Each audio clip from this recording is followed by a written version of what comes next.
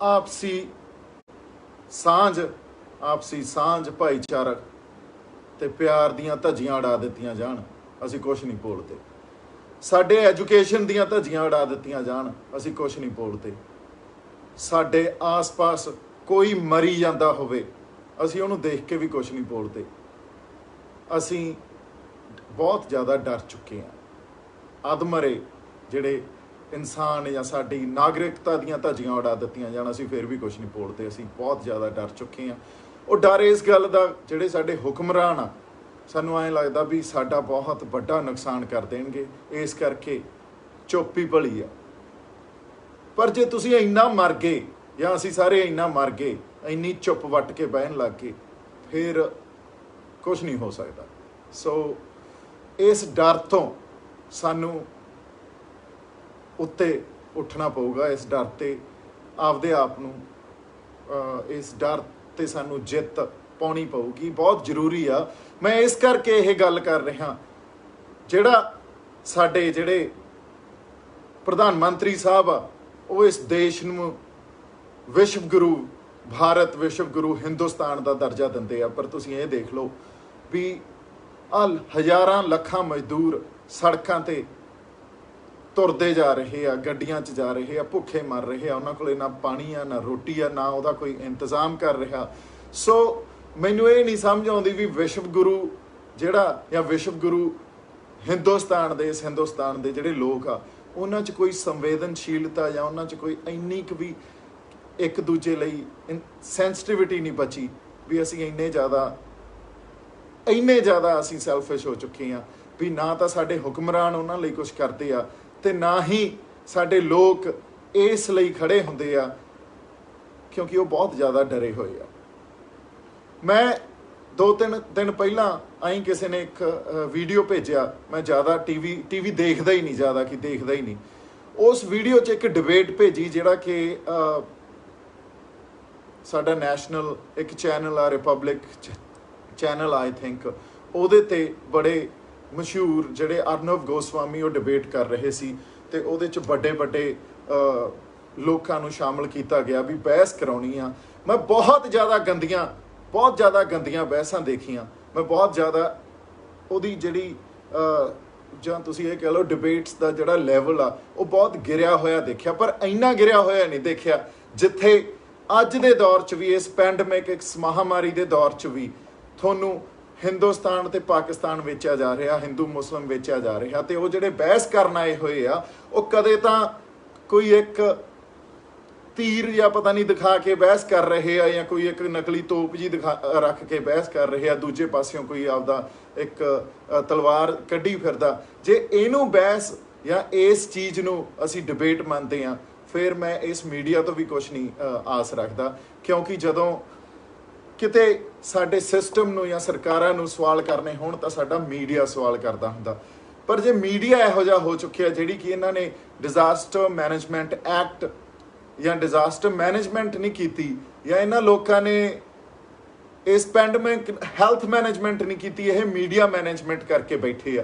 जे साडा मीडिया इहो जिहा हो चुकिया तो सानू उस मीडिया तो कोई आस नहीं आ।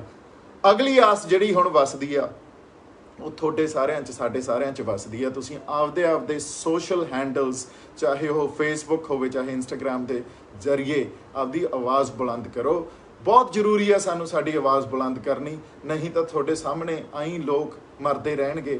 आई स्टूडेंट्स अज की डेट च कोई एजुकेशन की गल नहीं कर रहा। फीसां पंजाब दी चाहे मैडिकल कॉलेजेस की फीस होवे, चाहे वो किसी होर स्टेट की, तुसीं ये देख लो पिछले आई थिंक 4-5 महीनों तो पहला देहरादून आयुर्वैदिक कॉलेज है एक, उत्थों के बच्चों ने लगातार 3 महीने प्रोटेस्ट किया। रोज़ वो डंडे खा के जाते सी, रोज़ उन्होंने लाठी चार्ज होंदा सी, पर वो प्रोटेस्ट कर रहे सी। उन्होंने किसी मेन स्ट्रीम मीडिया च स्पेस नहीं मिली। इसे करके नहीं मिली क्योंकि यह मीडिया बिकिया होया, तो इस मीडिया नूं मैनेज किया जाता एक किसी ऑफिस च बैठ के, किसी कॉरपोरेट ऑफिस होवे चां किसी राजनीतिक दल का ऑफिस होवे, उत्थे बैठ के इस मीडिया नूं मैनेज किया जाता। तो जिहड़े इन्हां दे एंकर्स आ, इन्हां दे रिप्रजेंटेटिव्स बने हुए आ, इन्हां दे थिंक टैंक बने हुए आ।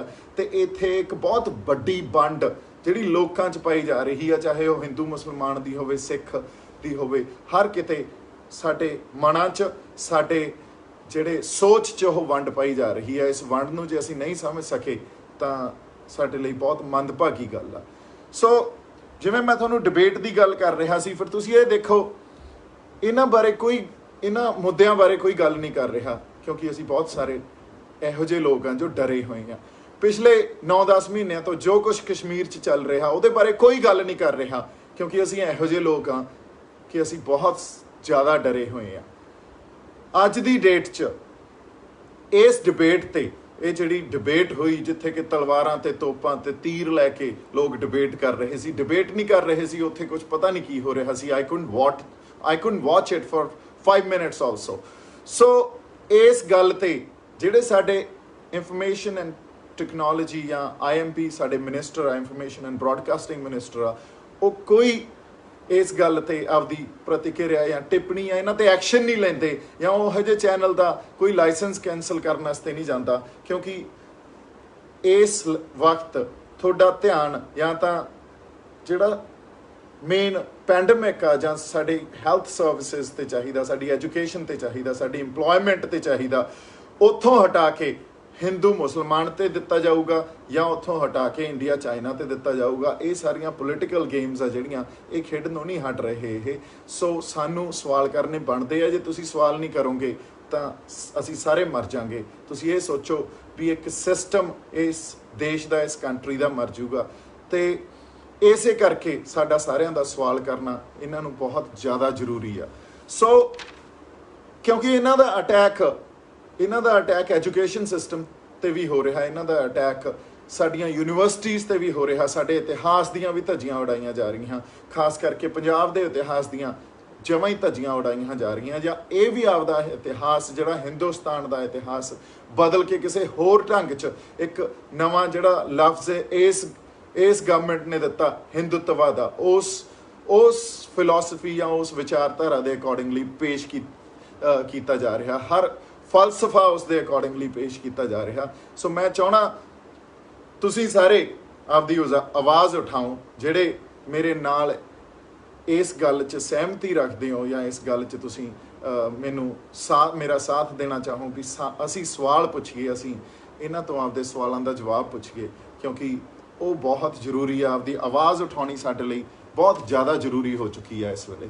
ਸੋ ਮੈਂ ਕੁਛ ਜਿਹੜੀਆਂ ਤੁਸੀਂ ਇਹ ਦੇਖ ਲਓ ਵੀ ਇੱਕ ਪਾਸੇ ਤੋਂ ਮਜ਼ਦੂਰ ਮਰ ਰਹੇ ਸੀ, ਜਿਹੜੀਆਂ ਟ੍ਰੇਨਸ ਦੀ ਬੰਦੋਬਸਤ ਕੀਤਾ ਗਿਆ, ਟ੍ਰੇਨਸ ਦਾ ਉਹਨਾਂ ਨੂੰ ਆਪਦੇ ਟਿਕਾਣਿਆਂ ਤੇ ਪਹੁੰਚਾਉਣ ਵਾਸਤੇ, ਉਹ ਸਾਰੇ ਹਿੰਦੁਸਤਾਨ 'ਚ ਘੁੰਮ ਕੇ, ਜੇ ਕਿਸੇ ਨੇ ਝਾਰਖੰਡ ਜਾਂ ਬਿਹਾਰ ਜਾਣਾ, ਉਹ ਉੜੀਸਾ ਵੀ ਜਾਊ, ਕੇਰਲਾ ਵੀ ਜਾਊ, ਮੈਨੂੰ ਲੱਗਦਾ ਹੋਰ ਵੈਸਟ ਬੰਗਾਲ ਵੀ ਜਾਊ, ਸਭ ਕਿਤੇ ਘੁੰਮ ਕੇ ਤੇ 90 ਘੰਟਿਆਂ 'ਚ ਜਾਂ 2-2 3-3 ਦਿਨਾਂ 'ਚ ਉੱਥੇ ਉਹਨਾਂ ਨੂੰ ਪਹੁੰਚਾ ਰਹੀ ਹੈ। ਰਸਤੇ 'ਚ ਉਹਨਾਂ ਦੇ ਖਾਣ ਲਈ, ਉਹਨਾਂ ਦੇ ਪੀਣ ਲਈ ਕੋਈ ਬੰਦੋਬਸਤ ਨਹੀਂ ਆ। ਤੁਸੀਂ ਸਾਰਿਆਂ ਨੇ ਉਹ ਵੀਡੀਓਜ਼ ਦੇਖੇ ਹੋਣੇ ਹੋ, ਪਰ ਕੋਈ ਵੀ ਆਵਾਜ਼ ਨਹੀਂ ਉਠਾਉਂਦਾ, ਕੋਈ ਵੀ ਨਹੀਂ ਬੋਲਦਾ, ਕਿਉਂਕਿ ਅਸੀਂ ਸਾਰੇ ਡਰ ਚੁੱਕੇ ਹਾਂ, ਅਸੀਂ ਸਾਰੇ ਮਰ ਚੁੱਕੇ ਹਾਂ। ਜੇ ਐਂ ਡਰਦੇ ਜਾਂ ਮਰਦੇ ਰਹਾਂਗੇ ਤਾਂ ਖਤਮ ਹੋ ਜਾਵਾਂਗੇ। ਇਹ ਬਹੁਤ ਬਹੁਤ ਮਾੜੀ ਗੱਲ ਆ ਸਾਡੇ ਸਾਰਿਆਂ ਲਈ। ਸੋ ਤੁਸੀਂ ਇਹ ਦੇਖੋ ਵੀ 20 ਲੱਖ ਕਰੋੜ ਕੋਈ ਪੈਕੇਜ ਦਾ ਐਲਾਨ ਕੀਤਾ ਗਿਆ, ਪਰ ਉਹ 20 ਲੱਖ ਕਰੋੜ 'ਚ ਇਹਨਾਂ ਗਰੀਬਾਂ ਲਈ ਨਾ ਤਾਂ ਕਿਸੇ ਨੇ ਰੋਟੀ ਦਾ ਇੰਤਜ਼ਾਮ ਕੀਤਾ, ਨਾ ਪਾਣੀ ਦਾ ਇੰਤਜ਼ਾਮ ਕੀਤਾ, ਨਾ ਉਹਨਾਂ ਦੇ ਲਈ ਕੋਈ ਹੋਰ ਇਨਫਰਾਸਟ੍ਰਕਚਰ ਤਿਆਰ ਕੀਤਾ। ਸਾਡੀਆਂ ਸਿਹਤ ਸੇਵਾਵਾਂ ਅੱਜ ਮੈਨੂੰ ਲੱਗਦਾ 70-80 ਦਿਨ ਹੋ ਗਏ ਆ ਇਸ ਮਹਾਮਾਰੀ ਨੂੰ ਆਏ ਹੋਏ, ਅੱਜ ਤੱਕ ਬਿਹਤਰ ਹੋ ਜਾਣੀਆਂ ਚਾਹੀਦੀਆਂ ਸੀ, ਅੱਜ ਤੱਕ ਵਧੀਆ ਹੋ ਜਾਣੀਆਂ ਚਾਹੀਦੀਆਂ ਸੀ, ਪਰ ਉਹਦੇ ਬਾਰੇ ਵੀ ਕੋਈ ਗੱਲ ਨਹੀਂ ਕੀਤੀ ਜਾ ਰਹੀ, ਕਿਉਂਕਿ ਇਹ ਸਾਰੇ ਆਪਦੀਆਂ ਰੋਟੀਆਂ ਸੇਕਣ ਤੇ ਹੀ ਲੱਗੇ ਹੋਏ ਆ। ਜਿਵੇਂ ਮੈਂ ਕਹਿੰਦਾ ਹੁੰਦਾ, ਪਹਿਲਾਂ ਕਾਂਗਰਸ ਵਾਲਿਆਂ ਨੇ ਆਪਦੇ ਚੰਬ ਦੀਆਂ ਚਲਾਈਆਂ, ਹੁਣ BJP ਵਾਲੇ ਜਾਂ ਸਾਡੀ ਜਿਹੜੀ ਹੁਣ ਪ੍ਰੈਜ਼ੈਂਟ ਗਵਰਨਮੈਂਟ ਆ, ਇਹ ਆਪਦੀਆਂ ਚੰਬ ਦੀਆਂ ਚਲਾ ਰਹੀ ਹੈ। ਜੇ ਅਸੀਂ ਨਹੀਂ ਬੋਲੇ ਜਾਂ ਉਹਨਾਂ ਭਗਤਾਂ ਦੇ ਕੰਨ 'ਚ ਗੱਲ ਨਹੀਂ ਪਾਈ ਜਿਹੜੇ ਇਹਨਾਂ ਦੇ ਪਿੱਛੇ ਲੱਗੇ ਫਿਰਦੇ ਆ, ਤਾਂ ਮੈਨੂੰ ਐਂ ਲੱਗਦਾ ਵੀ ਅਸੀਂ ਸਾਰੇ ਵੀ ਮਰ ਜਾਵਾਂਗੇ। ਸਾਡੇ ਹੋਂਦ ਦਾ ਕੋਈ ਅਸਰ ਨਹੀਂ ਆ, ਸਾਡੀ ਹੋਂਦ ਦਾ ਕੋਈ ਮਤਲਬ ਨਹੀਂ ਆ। ਸੋ ਇਸ ਕਰਕੇ ਸਾਨੂੰ ਬੋਲਣਾ ਬਹੁਤ ਜ਼ਰੂਰੀ ਆ ਮਿੱਤਰੋ। ਸੋ ਆਪਦੀ ਆਵਾਜ਼ ਬੁਲੰਦ ਕਰੋ, ਆਪਦੀ ਆਵਾਜ਼ ਉਠਾਓ, ਇਹ ਬਹੁਤ ਜ਼ਰੂਰੀ ਆ ਤੁਹਾਡੇ ਲਈ। ਮੈਂ ਐਜੂਕੇਸ਼ਨ ਦੀ ਗੱਲ ਕਰਦਾ, ਮੈਂ ਹਿਸਟਰੀ ਜਾਂ ਇਤਿਹਾਸ ਦੀ ਗੱਲ ਕਰਦਾ, ਮੈਂ ਸਾਡੀ ਗਵਰਨੈਂਸ ਦੀ ਗੱਲ ਕਰਦਾ। ਤੁਸੀਂ ਐਂਟਰਟੇਨਮੈਂਟ ਵਾਲੇ ਪਾਸੇ ਨਾ ਜਾਓ, ਤੁਸੀਂ ਉਹਨਾਂ ਚੀਜ਼ਾਂ ਨੂੰ ਨਾ ਵਾਇਰਲ ਕਰੋ ਜਿਹੜੀਆਂ ਸਾਨੂੰ ਬਹੁਤ घटिया किस्म का एंटरटेनमेंट प्रोवाइड करदियां। जिवें कि आपां ਉਹ ਡਿਬੇਟ ਦੀ ਗੱਲ ਕਰ ਰਹੇ ਸੀ, ਜਿਹੜਾ ਅਰਨਵ ਗੋਸਵਾਮੀ ਰਿਪਬਲਿਕ ਟੀਵੀ ਤੇ ਕਰ ਰਿਹਾ ਸੀ, ਤਾਂ ਉਹਨੂੰ ਡਿਬੇਟ ਕਿਹਾ ਜਾ ਰਿਹਾ ਸੀ। ਤੁਸੀਂ ਉਹਨਾਂ ਨੂੰ ਨਾ ਵਾਇਰਲ ਕਰੋ, ਤੁਸੀਂ ਆਪਦੇ ਕੁਐਸਚਨਸ ਨੂੰ, ਲੋਕਾਂ ਦੀ ਆਵਾਜ਼ ਨੂੰ, ਜਾਂ ਉਹਨਾਂ ਦੇ ਹੱਕਾਂ ਲਈ ਜਿਹੜੀ ਆਵਾਜ਼ ਉੱਠਦੀ ਆ ਉਸ ਚੀਜ਼ ਨੂੰ ਵਾਇਰਲ ਕਰੋ। ਕਿਉਂਕਿ ਅਸੀਂ ਇਹ ਸਾਰਾ ਸਿਸਟਮ ਬਦਲਣਾ, ਅਸੀਂ ਇੱਕ ਨਾ ਇੱਕ ਦਿਨ ਇੱਥੇ ਚੇਂਜ ਲੈ ਕੇ ਆਉਣੀ ਆ। ਅਸੀਂ ਜਿੱਤਣਾ ਵੀ ਆ, ਉਹਦੇ ਲਈ ਸਾਡਾ ਲੜਦੇ ਰਹਿਣਾ ਬਹੁਤ ਜ਼ਿਆਦਾ ਜ਼ਰੂਰੀ ਹੈ। ਇਸ ਡਰ ਤੋਂ ਉੱਤੇ ਉੱਠੋ, ਡਰਨ ਡਰਨ ਦੀ ਕੋਈ ਗੱਲ ਨਹੀਂ, ਜੋ ਹੋਊਗਾ ਉਹਨੂੰ ਹੁਣ ਅਸੀਂ ਨਜਿੱਠ ਲਾਂਗੇ। ਤਾਂ ਇਹ ਬਹੁਤ ਜ਼ਿਆਦਾ ਜ਼ਰੂਰੀ ਆ ਦੈਟ ਵੀ ਟੇਕ ਦ ਬੋਲ ਬਾਈ ਇਟਸ ਹੌਰਨਸ। ਇਹ ਇੱਕ ਪੁਰਾਣੀ ਕਹਾਵਤ ਆ ਅੰਗਰੇਜ਼ੀ ਦੀ ਵੀ ਜਦੋਂ ਤੁਸੀਂ ਡਰ ਨਾਲ ਲੜਨ ਲੱਗ ਜਾਓਗੇ ਨਾ, ਤਾਂ ਡਰ ਹੌਲੀ ਹੌਲੀ ਤੁਹਾਡੇ ਅੱਗੇ ਹਾਰ ਜਾਊਗਾ। ਸੋ ਇਸ ਕਰਕੇ ਬਹੁਤ ਸਾਰੇ ਲੋਕ ਮੈਨੂੰ ਵੀ ਕਹਿੰਦੇ ਰਹਿੰਦੇ ਆ, ਬਾਈ ਤੂੰ ਬੋਲਦਾ, ਤੈਨੂੰ ਡਰ ਨਹੀਂ ਲੱਗਦਾ। ਦੇਖੋ, ਹਰ ਕਿਸੇ ਨੂੰ ਕਿਸੇ ਨਾ ਕਿਸੇ ਲੈਵਲ ਤੇ ਡਰ ਹੁੰਦਾ, ਪਰ ਉਸ ਡਰ ਨੂੰ ਜਿੱਤਣਾ ਬਹੁਤ ਜ਼ਰੂਰੀ ਆ। ਇਸ ਕਰਕੇ ਸਾਡਾ ਜਿੱਤਣਾ ਬਹੁਤ ਮਾਇਨੇ ਰੱਖਦਾ, ਸਾਡਾ ਆਪਦੇ ਆਪ ਨੂੰ ਜਿੱਤਣਾ ਬਹੁਤ ਮਾਇਨੇ ਰੱਖਦਾ। ਇੱਕ ਸਾਡੀ ਕਮਿਊਨਿਟੀ ਬਿਲਡ ਕਰਨਾ, ਉਸ ਕਮਿਊਨਿਟੀ ਇਹੋ ਜਿਹੀ ਬਿਲਡ ਹੋਵੇ ਜਿਹੜੀ ਆਵਾਜ਼ ਉਠਾਏ, ਉਸ ਕਮਿਊਨਿਟੀ ਨੂੰ ਆਪਦੇ ਜਿਹੜੇ ਲੋਕਾਂ ਦੇ ਹੱਕਾਂ ਲਈ ਆਪਦੀ ਆਵਾਜ਼ ਆ ਜਾਂ ਆਪਦੇ ਇਰਾਦੇ ਆ, ਉਹਨਾਂ ਚੀਜ਼ਾਂ ਨੂੰ ਬੁਲੰਦ ਕਰਨਾ ਬਹੁਤ ਜ਼ਰੂਰੀ ਆ। ਸੋ ਇਸ ਲਈ ਆਪਦੀ ਆਵਾਜ਼ ਉਠਾਓ ਔਰ ਡਰ ਤੋਂ, ਇਸ ਤੋਂ ਆਪਦੀ, ਮੇਰੇ ਖਿਆਲ 'ਚ ਡਰ ਤੋਂ ਉੱਤੇ ਉੱਠ ਕੇ ਇਹਦੇ ਤੇ ਜਿੱਤ ਪਾਉਣੀ ਸਾਡੇ ਲਈ ਬਹੁਤ ਜ਼ਿਆਦਾ ਜ਼ਰੂਰੀ ਹੈ ਜੀ। ਸੋ ਕਿਉਂਕਿ ਅਦਰਵਾਈਜ਼ ਇਸ ਦੇਸ਼ 'ਚ ਤੁਹਾਡਾ ਜਾਂ ਗਰੀਬਾਂ ਦਾ ਕੁਛ ਨਹੀਂ ਬਣਨਾ। ਜਿਹੜੀਆਂ ਪਾਲਿਸੀਜ਼ ਬਣਦੀਆਂ ਰਹਿਣਗੀਆਂ, ਉਹ ਉਸ ਕਾਰਪੋਰੇਟ ਸੈਕਟਰਸ ਨੂੰ ਅਕੋਮੋਡੇਟ ਕਰਨ ਵਾਸਤੇ ਬਣਦੀਆਂ ਰਹਿਣਗੀਆਂ। ਸਰਮਾਏਦਾਰੀ ਵੱਧਦੀ ਰਹੂਗੀ, ਕੈਪੀਟਲਿਜ਼ਮ ਵੱਧਦਾ ਰਹੂਗਾ। ਸੋ ਇਹ ਡੈਮੋਕ੍ਰੇਸੀ ਕੋਈ ਡੈਮੋਕ੍ਰੇਸੀ ਨਹੀਂ ਹੈ, ਇਹ ਕੈਪੀਟਲਿਸਟਿਕ ਸੁਸਾਇਟੀ ਹੋ ਚੁੱਕੀ ਆ। ਇਹਦੇ ਅਗੇਂਸਟ ਆਪਦੀ ਆਵਾਜ਼ ਬੁਲੰਦ ਕਰਨੀ ਸਾਡਾ ਫਰਜ਼ ਆ। ਹੁਣ ਸਾਡਾ, ਮੈਨੂੰ ਲੱਗਦਾ, ਧਰਮ ਬਣ ਚੁੱਕਿਆ ਇਹ। ਸੋ ਆਪਦੇ ਧਰਮਾਂ ਤੋਂ, ਆਪਦੀਆਂ ਜਾਤਾਂ ਪਾਤਾਂ ਤੋਂ ਉੱਤੇ ਉੱਠ ਕੇ, ਆਪਦੇ ਨਿੱਜੀ ਫਾਇਦਿਆਂ ਤੋਂ ਉੱਤੇ ਉੱਠ ਕੇ ਸਾਨੂੰ ਸਾਡੇ ਆਸ-ਪਾਸ ਲਈ, ਸਾਡੇ ਸਮਾਜ ਲਈ, ਸਾਡੀ ਕੌਮ ਲਈ ਬੋਲਣਾ ਬਹੁਤ ਜ਼ਿਆਦਾ ਜ਼ਰੂਰੀ ਹੈ ਜੀ। ਨਹੀਂ ਤਾਂ ਤੁਸੀਂ ਇਹ ਦੇਖੋ ਵੀ ਇਹ ਤਾਂ ਹੋਰ 10, 15, 20 ਸਾਲ ਰਾਜ ਕਰਨ ਦਾ ਜਿਹੜਾ ਇੱਕ ਆਪਦਾ ਸੁਪਨਾ ਪਾਲੀ ਬੈਠੇ ਆ।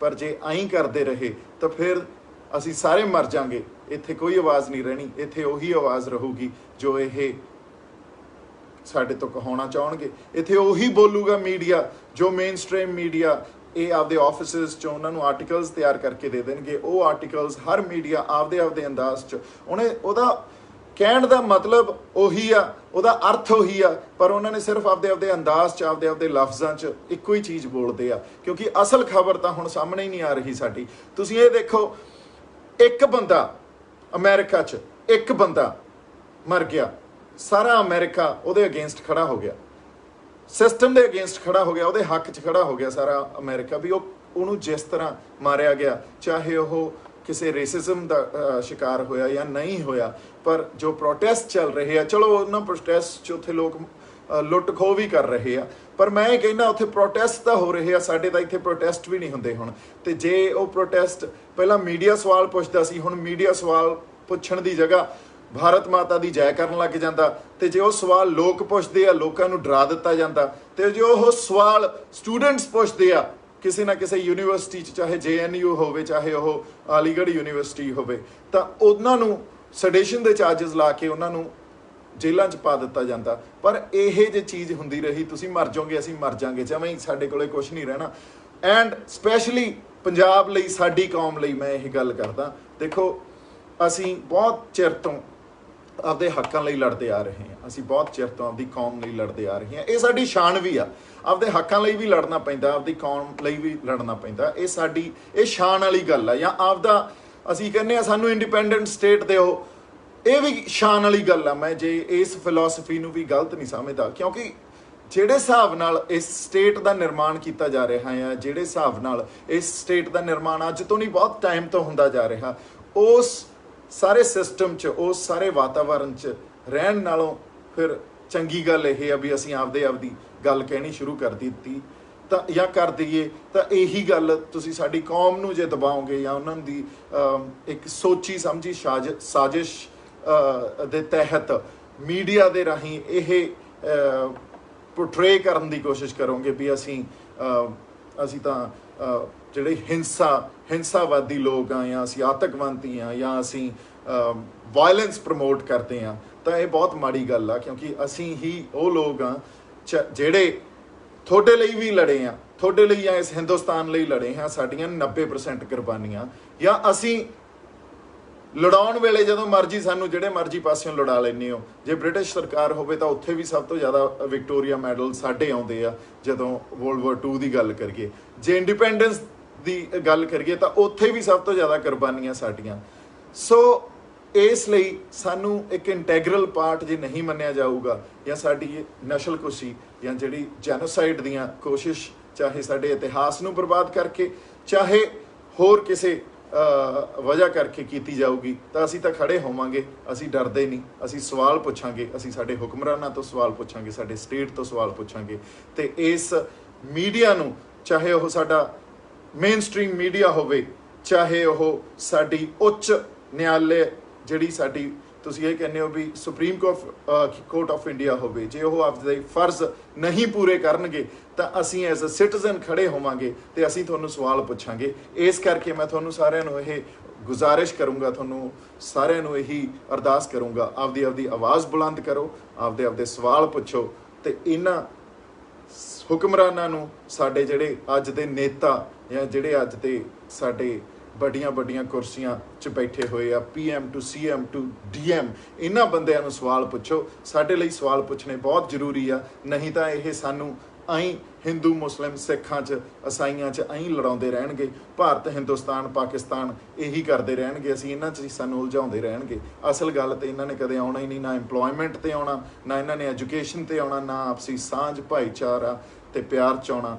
ਤੇ ਇਸ ਜਿਹੜੇ ਸਾਰੇ ਡਰਾਮੇ ਦੇ ਇਹ ਜਿਹੜਾ ਇਹ ਕਰਮਕਾਂਡ ਜਿਹੜੀ ਕਰਦੀ ਆ ਨਾ ਇਹ ਅੱਜ ਦੀ ਸਰਕਾਰ, ਉਹ ਕਰਮਕਾਂਡ ਦੇ ਚੱਕਰ 'ਚ ਬਹੁਤ ਵੱਡੀ ਵੰਡ ਪੈਦਾ ਕਰ ਦੇਣਗੇ ਤੇ ਉਹ ਵੰਡ ਕਦੇ ਫਿਰ ਖਤਮ ਨਹੀਂ ਹੋਣੀ। ਸੋ ਉਹ ਇਸ ਕਰਕੇ ਜੇ ਆਪਸ 'ਚ ਆਪਸੀ ਸਾਂਝ ਭਾਈਚਾਰਾ ਤੇ ਪਿਆਰ ਬਣਾਏ ਰੱਖਣ ਦੀ ਸਾਡੀ ਜੇ ਸਾਡੇ ਅੰਦਰ ਇੱਕ ਜਜ਼ਬਾ, ਉਸ ਜਜ਼ਬੇ ਨੂੰ ਜੇ ਤੁਸੀਂ ਜਿਉਂਦਾ ਰੱਖੋਗੇ ਤਾਂ ਮੇਰੇ ਖਿਆਲ 'ਚ ਸਾਡੇ ਲਈ ਬਹੁਤ ਵਧੀਆ ਜਾਂ ਚੰਗੀ ਗੱਲ ਹੋਊਗੀ। ਸੋ that's all I wanted to share some views with all of you, because I feel there's a fundamental and systematic change in the society, and it's high time for us to probably start asking questions, start raising our voices, and build a community, community which has no fear, people who have courage, because in the end of the day we will win, ਅਸੀਂ ਜਿੱਤਾਂਗੇ ਜ਼ਰੂਰ। ਇਸ ਲਈ ਸਾਨੂੰ ਸਾਰਿਆਂ ਨੂੰ ਇੱਕ ਦੂਜੇ ਦੀ ਸਾਥ ਦੀ ਜ਼ਰੂਰਤ ਆ, ਕਿਉਂਕਿ ਡਰਨ ਦੀ ਕੋਈ ਗੱਲ ਨਹੀਂ, ਇਸ ਡਰ 'ਤੇ ਜਿੱਤ ਪਾਉਣਾ ਹੀ ਸਾਡੀ ਲੜਾਈ ਆ ਹੁਣ। ਇਸੇ ਕਰਕੇ ਤੁਸੀਂ ਸਾਰੇ ਪਲੀਜ਼ ਆਪਦੀ ਆਵਾਜ਼ ਬੁਲੰਦ ਕਰੋ। Thank you so much, thank you so much. ਜਿਉਂਦੇ ਵਾਸਤੇ ਰਹੋ ਜੀ। ਮੇਰੇ ਵੱਲੋਂ ਬਹੁਤ ਸਾਰਾ ਪਿਆਰ ਤੇ ਸਤਿਕਾਰ। ਸਤਿ ਸ਼੍ਰੀ ਅਕਾਲ। ਪੰਜਾਬੀ ਸਿਨੇਮਾ ਤੇ ਸੰਗੀਤ ਜਗਤ ਦੀ ਹੋਰ ਲੇਟੈਸਟ ਅਪਡੇਟਸ ਲਈ ਸਾਡਾ ਫੇਸਬੁੱਕ ਪੇਜ ਬਾਲੀਵੁੱਡ ਤੜਕਾ ਪੰਜਾਬੀ ਲਾਈਕ ਕਰੋ ਤੇ YouTube ਚੈਨਲ ਸਬਸਕ੍ਰਾਈਬ ਕਰੋ।